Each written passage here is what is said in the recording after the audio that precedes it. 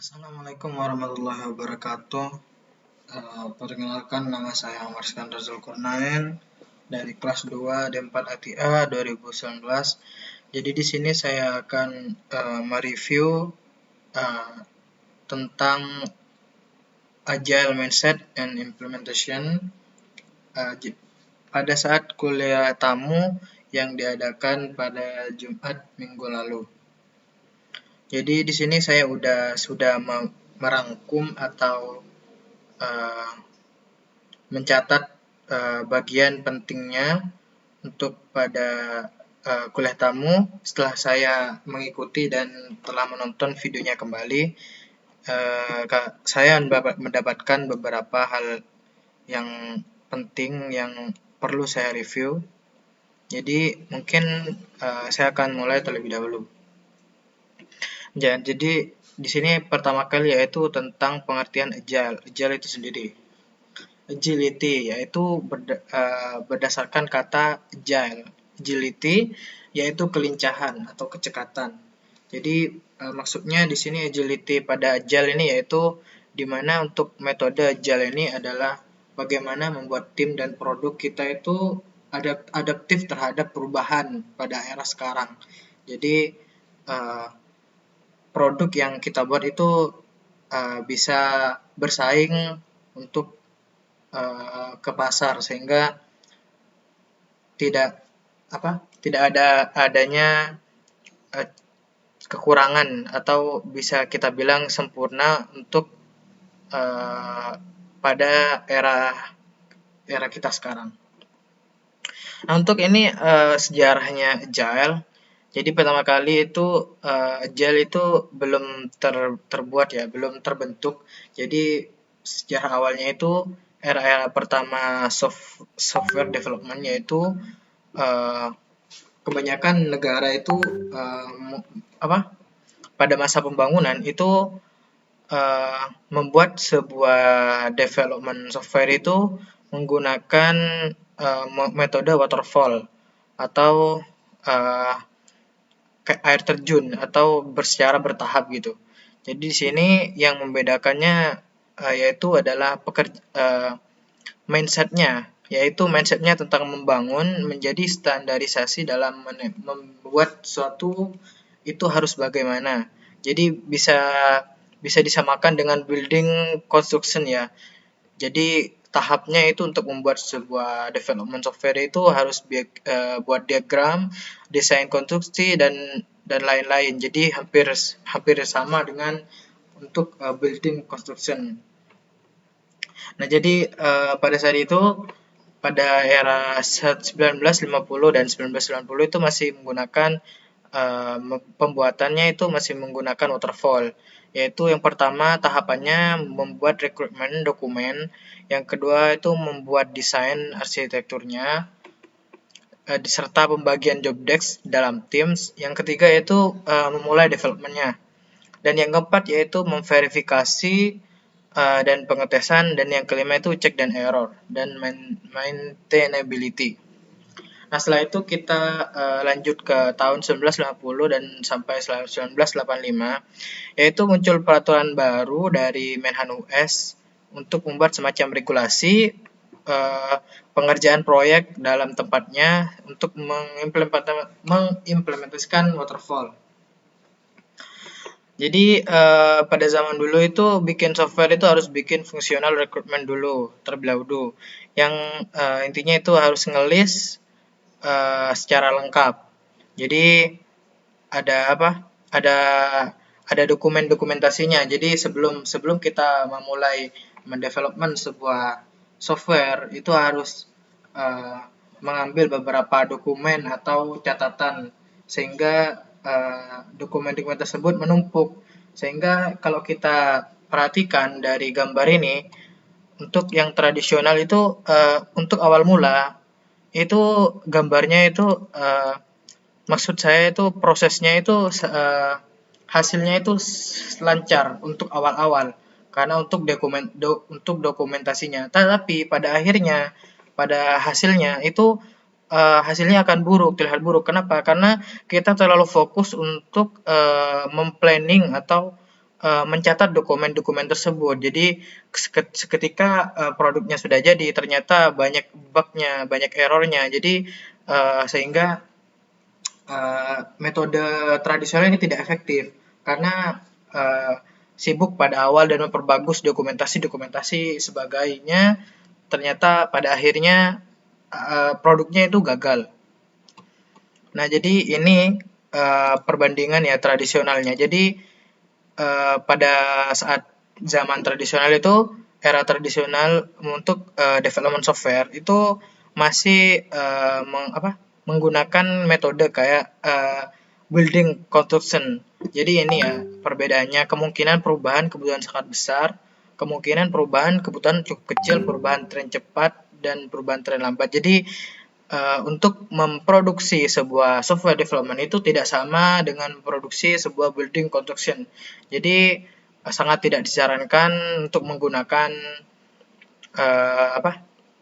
metode building construction. Nah, di sini ada juga namanya konsep man moon, yaitu untuk penambahan jumlah pekerja dalam satu tim. Jadi misal kita membuat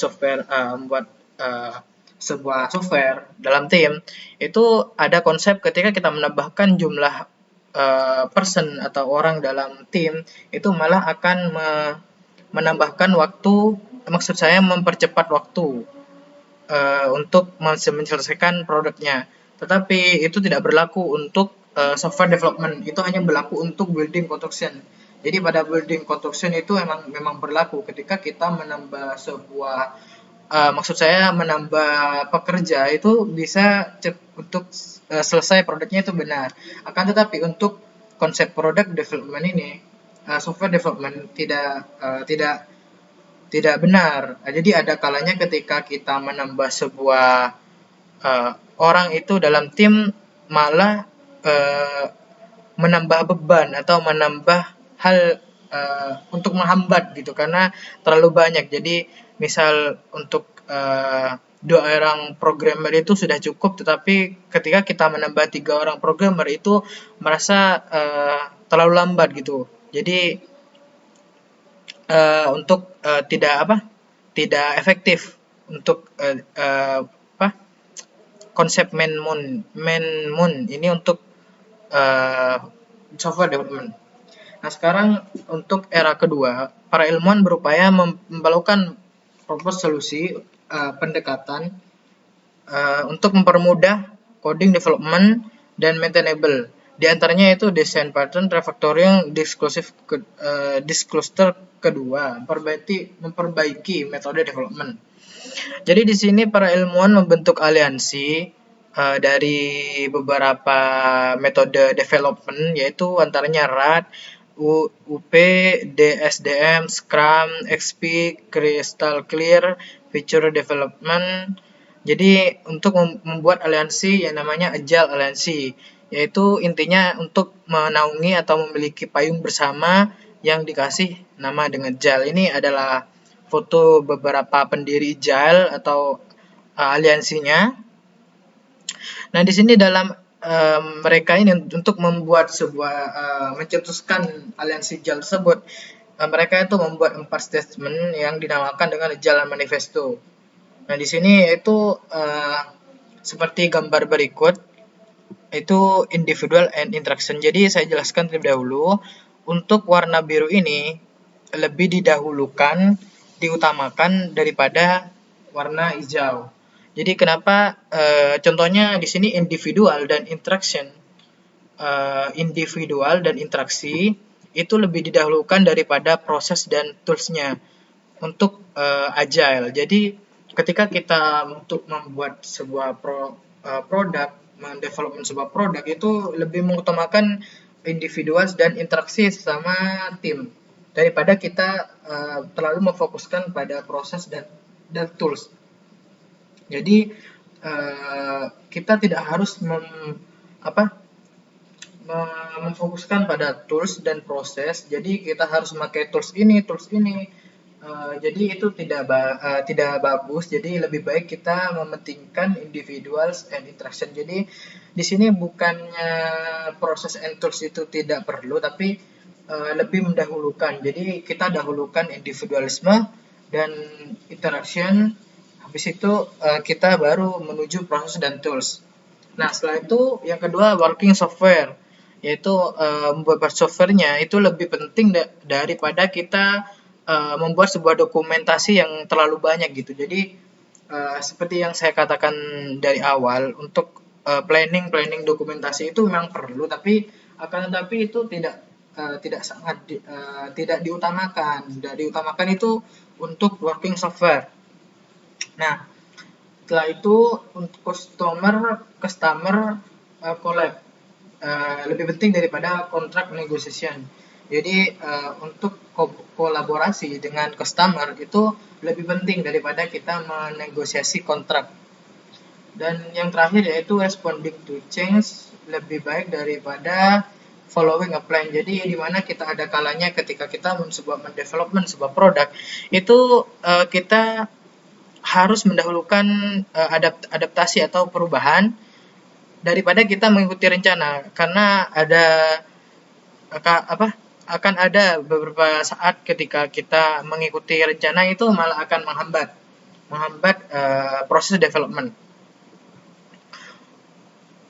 Oke, nah jadi untuk dalam Agile Alliance tadi menghasilkan Agile Manifesto dan juga menghasilkan Agile Onion. Jadi Agile Onion ini mungkin dasaran untuk kita untuk dalam melakukan Agile. Jadi di sini ada Agile Onion, yaitu tentang hasil tadi dari aliansi. Jadi di sini yang pertama itu yang paling luar itu adalah mindset, terus values, principle dan practice, dan yang terakhir yaitu adalah tools and process. Di sini saya akan jelaskan satu-satu. Dari yang pertama itu mindset. Nah, jadi untuk yang pertama kali untuk kita mendevelopment sebuah software menggunakan proses Agile itu harus mengubah mindset dari people-nya, dari orangnya. Jadi mindset yang pertama itu, jadi di sini ada perbandingan ya antara mindsetnya tradisional team dan Agile team. Nah, jadi kalau kita lihat dari struktur gambar, untuk yang tradisional itu masih kayak segitiga, jadi tidak merata, jadi masih ada pemimpin, jadi ada namanya project manager, team lead. Jadi mereka ada kasta gitu, sehingga untuk proses atau interaksinya itu merasa kurang karena masih ada kasta atau derajat gitu, sehingga yang satu itu merasa kurang daripada yang lain dan yang lain itu merasa lebih daripada yang lain. Jadi top down gitu, jadi ya masih menurun gitu, dan bottom up. Nah, kalau sendiri kalau yang Agile, sedangkan kalau yang Agile team itu bentuknya lingkaran, jadi tidak ada yang mana yang mengetuai, mungkin ada yang servant leader, jadi itu hanya sebagai fasilitator. Jadi semuanya itu dalam tim itu derajatnya sama, tapi yang membedakan ini masih ada fasilitator, yaitu untuk memfasilitasi timnya. Nah, sedangkan yang kedua yaitu command and control. Nah, jadi kalau yang saya bilang tadi, untuk yang tradisional team itu masih terlalu masih mempedulikan command dan control. Jadi bawahannya itu masih harus dikontrol oleh atasan. Jadi tidak merasa harus diperhatikan gitu. Jadi kurang efektif. Dan sedangkan untuk yang Agile team yaitu collaboration. Nah, collaboration sendiri itu kan dalam sebuah tim ketika Agile itu kita kolaborasinya itu sama rata, jadi tidak ada command dan control. Terus yang ketiga itu untuk traditional team micromanage, yaitu memanage-nya itu masih terbilang masih diatur gitu manage-nya. Sedangkan untuk yang Agile team itu self organize, jadi diri sendiri yang memperhatikan diri sendiri, jadi tidak memperdulikan bukan tidak memperdulikan, maksudnya fokus pada job desk-nya, sehingga ketika kita melakukan sprint atau ngumpul itu kita bisa bahasnya itu enak gitu. Nah, terus ini juga silo and specialization. Jadi seperti yang saya bilang itu masih ada yang merasa spesial dan masih ada yang kurang gitu. Terus ini cross fungsional. Jadi maksud saya seperti bergantung pada yang nomor 3 tadi. Jadi ketika kita men-self organize, jadi itu ada cross fungsional. Jadi ketika yang satu udah selesai dalam job desk-nya, maka yang satunya itu bisa membantu teman yang lain gitu. Jadi cross fungsional. Jadi tidak hanya tugasnya aja. Jadi kalau kalau yang tradisional itu kan itu hanya fokus pada tugasnya sendiri. Jadi ya udah saya ditugaskan sama atasan ini, berarti itu udah tugas. Tapi sedangkan kalau Agile team itu kan derajatnya sama rata, sehingga kalau udah selesai salah satu udah selesai bisa membantu yang lain. Nah, kalau yang ini kan masih yang keempat, yaitu yang kelima maksud saya, tradisional itu masih formal. Jadi komunikasinya itu masih formal, sehingga sehingga interaksinya tuh masih merasa kurang, masih merasa sungkan gitu. Nah, sedangkan yang Agile Team itu informal kan, jadi masih terlihat bersahabat. Serta yang terakhir itu eksplisit dan untuk tradisional team dan tacit untuk Agile Teams. Nah, ini juga ada beberapa value atau uh, mindset yang fix dan agile. Nah, jadi dilihat dari yang pertama itu ada ability. Dari segi ability-nya yang untuk fix itu like her. Jadi merasa apa? Skillnya itu yang diperhatikan. Jadi kalau Kalau tidak memiliki skill itu dia dipandang rendah, atau uh, kalau dia pinter berarti dia bisa gitu. Kalau tidak dia ya tidak gitu. Nah, tapi kalau Agile sendiri itu berbeda. Jadi Agile itu sama rata. Jadi kemampuannya ketika kita misal kekurangan dalam suatu hal, itu maka kita bisa berusaha atau memperbaiki karena niatnya ingin belajar. Kalau fix tadi kan niatnya itu yang pinter ya pinter dan yang bodoh gitu. Jadi masih tidak ada niatan untuk belajar gitu. Sedangkan untuk yang ability agile itu like muscle, kayak otot, jadi harus dilatih gitu. Jadi tidak ada kata pintar dan tidak ada kata bodoh gitu untuk agile.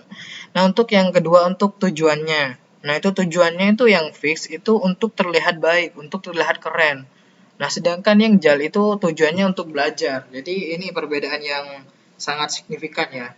Jadi di mana tujuan sebuah mendevelop itu hanya untuk terlihat keren dan juga terlihat untuk belajar. Nah, sedangkan yang fix itu untuk challenge-nya itu menghindari. Challenge-nya dia itu menghindari sebuah tantangan, dan sedangkan yang agile ini untuk berusaha mencari tantangan untuk lebih maju. Nah, sedangkan yang fix ini define your identity, yaitu terlihat untuk membedakan identitasnya. Jadi ini mindsetnya itu seolah-olah dirinya bodoh. Kalau mindset agile itu value-nya itu untuk memprovide information. Contohnya itu bikin value story. Sedangkan yang kelima untuk itu menganggap tidak punya talent atau ini.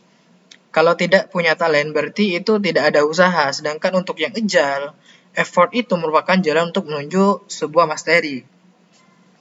Nah, dan yang terakhir yaitu reaction to challenge. Jadi challenge-nya itu terlihat helplessness gitu. Dan juga untuk yang agile yaitu reaction to challenge-nya itu resilience. Nah, ini ada teori McGregor juga tentang mindset ya. Jadi ada mindsetnya atau teori X dan teori Y. Nah, di sini untuk teori X itu lack integrity, yaitu tidak mempunyai integritas. Jadi ketika kita mempunyai tim yang teori X dan integritasnya itu kecil, itu karena tidak mempunyai rasa tanggung jawab, sehingga merasa dirinya itu santai-santaian saja. Nah, sedangkan yang teori Y itu have integritas, jadi mereka merasa untuk mempunyai integritas dan tanggung jawab, sehingga dia itu berusaha untuk lebih maju. Nah, sedangkan yang teori yang kedua, yang teori X, yaitu avoid responsibility, yaitu menghindari tanggung jawabnya. menghindari tanggung jawab dan bergantung pada orang lain. Jadi untuk yang teori X ini mereka lebih bergantung pada orang lain dan tidak berusaha untuk maju. Jadi ketika mereka diberikan sesuatu yang mereka tidak bisa, maka mereka akan menyerah dan tidak berani untuk lebih maju. Nah, sedangkan yang teori Y itu kebalikannya. Jadi ketika bekerja secara objektif. Jadi ketika teori Y ini dikasih sebuah tugas atau sebuah project gitu, maka mereka tidak peduli akan ketidaktahuan mereka. Jadi kalau mereka tidak tahu, mereka akan mencari cara untuk lebih menyelesaikan masalahnya karena mereka bekerja secara objektif. Nah, sedangkan yang ketiga yaitu work as little as possible. Jadi itu berhubungan ya sama yang sebelumnya. Jadi yang untuk teori X itu bekerja itu hanya sesedikit mungkin gitu. Jadi tidak hanya bekerjanya itu hanya mungkin rasa tanggung jawab aja kayak cuman kewajiban. Jadi tidak memiliki rasa untuk lebih maju gitu. Nah, ini kalau yang teorinya want to achieve, yaitu untuk lebih maju ya, lebih bisa. Serta yang teori X yaitu prefer direction dan will, ini yaitu prefer direction itu lebih ke memilih keperasaan gitu mungkin ya. Nah, untuk yang teori Y ini will make decision, yaitu akan membuat sebuah putusan. Jadi ketika teori X dihadapi sebuah masalah itu maka seperti akan menghilang. Sedangkan yang teori Y itu will make decision atau keputusan. Nah, setelah tadi kita lihat dari mindset dan value, kita ke principle. Nah, jadi prinsipal di sini ada 12 ya dalam agile. Jadi prinsipal agile itu ada 12. Yang pertama itu customer satisfaction. Jadi kepuasan customer. Jadi bukan pada fitur yang lengkap, tapi fitur yang sesuai keinginan customer. Jadi ada juga produk software itu ketika fiturnya itu memang bagus dan lengkap, akan tetapi itu tidak sesuai atau tidak cocok dengan yang diinginkan oleh customer. Jadi sehingga customernya merasa tidak puas. Nah, yang kedua itu welcome change, yaitu welcome terhadap perubahan. Jadi untuk agile ini kan seperti yang saya bilang pada awal, agile itu artinya agility atau kelincahan terhadap perubahan. Jadi ketika kita menggunakan prinsip agile, kita harus menerima perubahan gitu. Perubahannya seperti ini, kita harus bisa lebih maju. Terus yang ketiga yaitu deliver frequently, yaitu harus bisa deliver secara frequently, yaitu secara terus-menerus atau istiqomah gitu. Jadi tidak ada kata udahan dulu gitu, stop dulu gitu. Jadi kita harus stay di sana. Nah, sedangkan yang keempat yaitu working together. Jadi ini mungkin udah prinsipal dari semua development, yaitu harus kerjasama. Apalagi dalam agile ini kan bentuknya itu lingkaran. Jadi memang nggak ada sama rata gitu, nggak ada ketua, nggak ada apa, sehingga kerjasama itu sangat dibutuhkan. Nah, sedangkan motivated team. Nah, ini perlu juga untuk prinsip. Jadi ketika kita mempunyai sebuah tim yang motivasinya besar, maka akan mempengaruhi motivasi tim yang lain. Maksud saya, ketika teman kalian dalam satu tim itu merasa tidak termotivasi, dan ketika kalian motivasi itu, maka akan sangat membantu untuk menyelesaikan produknya itu cepat selesai.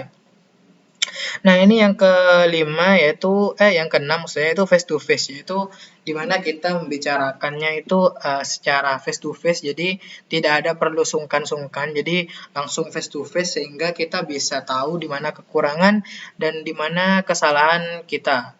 Nah, terus yang keenam yaitu working software. Jadi softwarenya pekerjaan software, maksudnya bekerja. Jadi working software itu sangat penting dalam agile principle. Jadi dalam software development sangat penting untuk working software ini. Nah, dan yang kedelapan yaitu kecepatan yang constant pace. Jadi maksudnya kecepatan di sini kita itu efektif di dalam untuk membuat sebuah produk. Jadi kecepatannya itu konstan, tidak terlalu cepat dan tidak terlalu santai gitu. Jadi konstan. Nah, setelah itu ada good design. Jadi harus apa? Arsitektur harus desainnya itu harus bagus. Jadi plan-nya itu memang sudah terencana dan desainnya itu harus bagus dalam prinsipal agile. Nah, setelah itu simplicity. Jadi maksud di sini adalah simple, deliver kecil tidak apa-apa, yang penting berhasil. Jadi maksudnya di sini ya udah maksudnya yaitu simplicity di mana kita membuat sebuah produk itu meskipun simple tapi fiturnya atau targetnya itu tercapai gitu. Terus self organization, jadi prinsipnya itu sama seperti yang Agile Manifesto tadi, yaitu self organization. Maaf, maksud saya yang bentuk-bentuk tim Agile yaitu self organization. Nah, dan yang terakhir yaitu reflect and adjust, yaitu evaluasi ini sebagai evaluasi bagi diri sendiri, yaitu reflect sesama tim dan juga adjust sesama tim, itu sebagai untuk mengetahui evaluasi apa saja yang dapat kita peroleh. Nah, sekarang ada agile practice. Setelah kita membahas agile principle, maka ada agile practice. Di sini untuk mempraktikkan agile itu banyak ya toolsnya. Jadi bisa kalian menggunakan Scrum, praktisnya menggunakan Scrum, XP, Crystal Clean, Kanban. Jadi itu praktisnya itu berdasarkan yang metode yang kalian pilih. Jadi ketika kalian memilih Scrum, maka mungkin sesuai kesepakatannya, mungkin 2 atau sampai 4 minggu ada sprintnya gitu. Atau kalian ketika memakai XP itu potongan atau sprintnya itu dalam 1 sampai 2 minggu. Dan juga yang lainnya, jadi tergantung kesepakatan tim. Nah, ini juga ada Agile Tool. Nah, Agile Tool ini udah penerapan setelah kita menggunakan Agile Practice. Setelah kita menerapkan Agile Practice, maka kita tinggal menuju ke pengeksekusiannya, yaitu toolsnya. Jadi kalian untuk mendevelopment sebuah software itu bisa menggunakan tools berikut. Jadi banyak ya. Jadi tidak harus toolsnya tidak harus jadi tidak harus tertekan lah gitu. Jadi tidak ada paksaan. Jadi terserah kesepakatan tim menggunakan apa.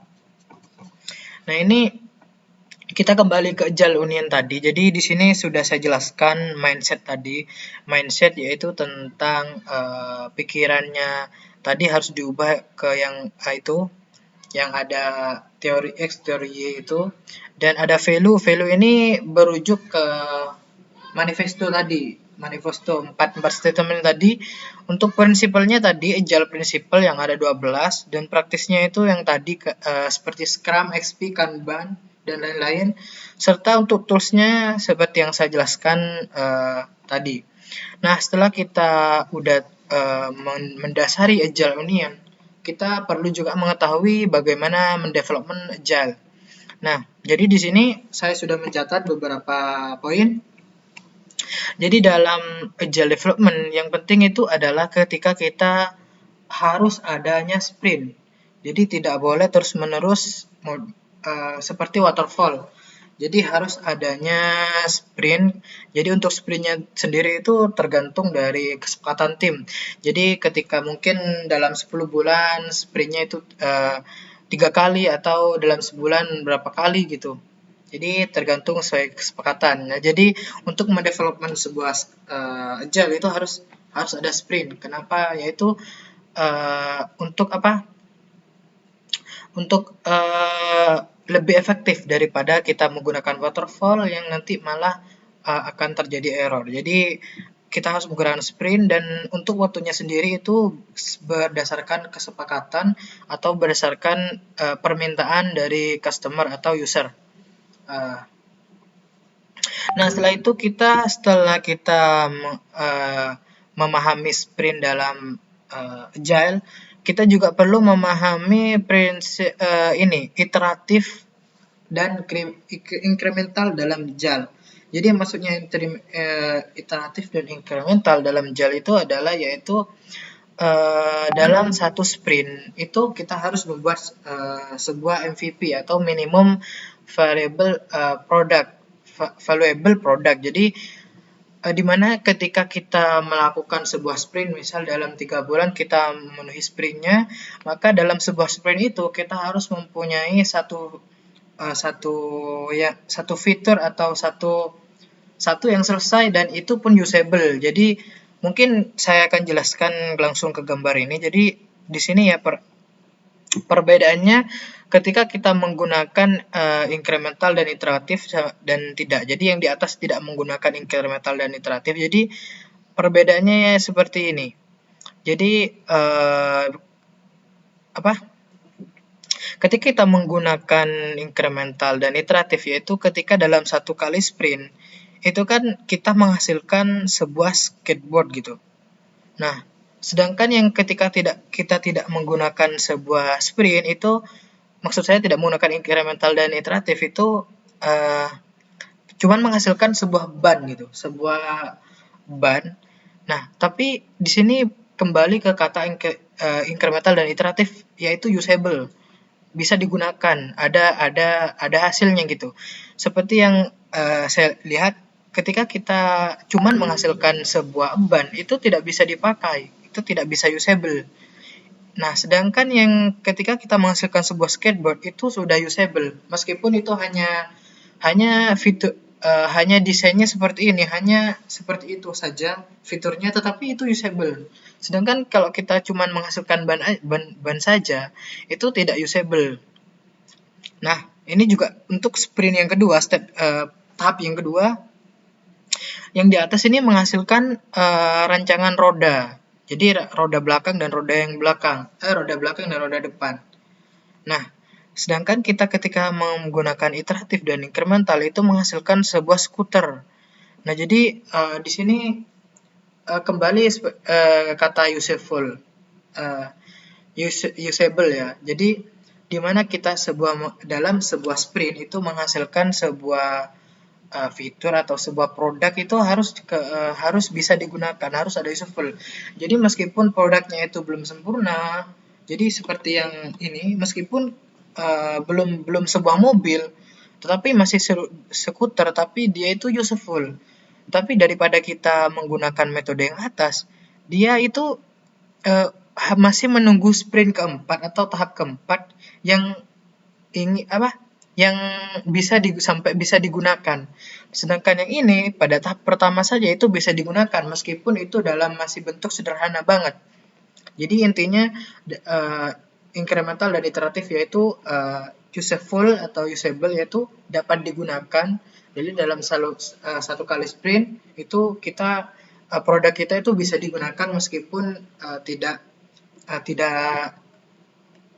sempurna. Oke, setelah itu kita menuju yang terakhir, yaitu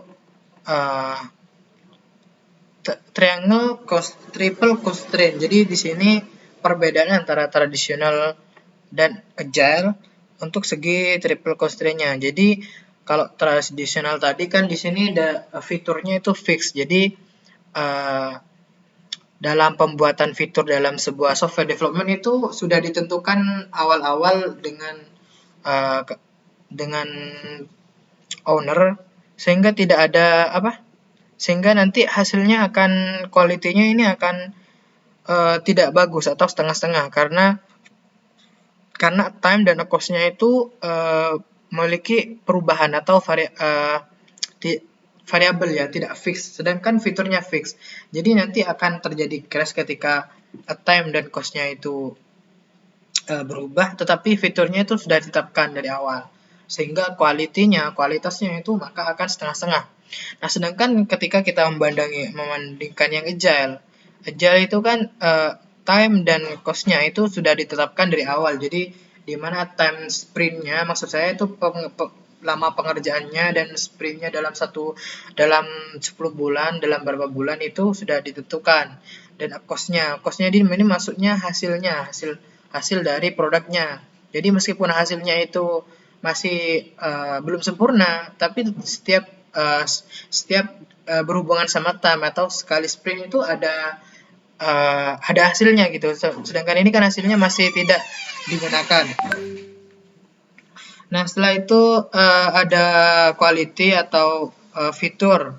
Nah, sedangkan kalau dilihat dari fiturnya yang itu bisa diubah. Jadi dalam Agile itu mungkin ada fitur yang beberapa mungkin masih belum tepat atau penggunaannya itu masih belum tepat, itu bisa diubah atau belum sesuai dengan user, sehingga itu bisa diubah menggunakan metode Agile tersebut, sehingga kualitasnya itu bagus atau sangat sempurna gitu. Nah, ini juga ada grafik perbedaan antara tradisional dan agile. Jadi untuk tradisional itu grafiknya itu berupa prediktif, yaitu memprediksikan sebuah hasilnya. Jadi sebelum mendevelop itu prediksinya udah ditentukan, prediksi modelnya seperti apa. Tetapi kalau agile itu beradaptasi, sehingga ketika ada beberapa case mungkin itu bisa beradaptasi gitu. Oke, itu saja mungkin dari saya untuk review materi JAL dalam kuliah tamu. Mungkin masih ada penjelasan yang kurang dan beberapa yang tidak mengerti, saya mohon maaf. Karena murni itu kesalahan dari saya, karena mungkin karena saya kurang memahaminya. Mohon maaf. Akhir kata, saya pamit. Wassalamualaikum warahmatullahi wabarakatuh.